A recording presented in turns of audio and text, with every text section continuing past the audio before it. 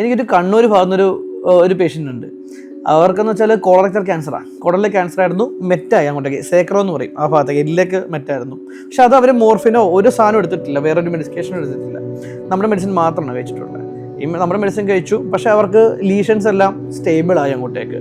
അത് കഴിഞ്ഞപ്പോൾ അവരെനിക്ക് തോന്നുന്നു ഒരു 2 വർഷത്തിന് മേളിലായി. 2 വർഷത്തിന് മേളിലായിട്ട് ഇപ്പോഴും വരുന്നുണ്ട്.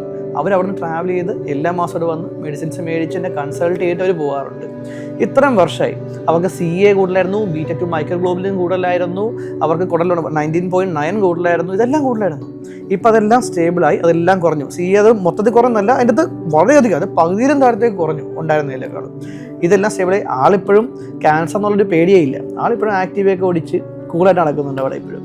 ആൾക്കിപ്പോഴും ക്യാൻസർ എന്നുള്ള സംഭവത്തിനെ പറ്റി ഒരു പേടിയില്ലാത്ത, കാരണം അവരെ സംബന്ധിച്ചിട്ട് 4 സ്റ്റേജ് ക്യാൻസറാണ്. അവരെ സംബന്ധിച്ചിട്ട് ഈ സ്കൂട്ടർ ഓടിച്ച് നടക്കുക എന്ന് പറയുന്നത് ഭയങ്കര അത്ഭുതമാണ്. ആളുടെ മകനാണ് എൻ്റെ അടുത്ത് വരുന്നത്. ഒരു കുഴപ്പമില്ലാതെ ആളിപ്പോഴും നടക്കുന്നുണ്ട് അവിടെ.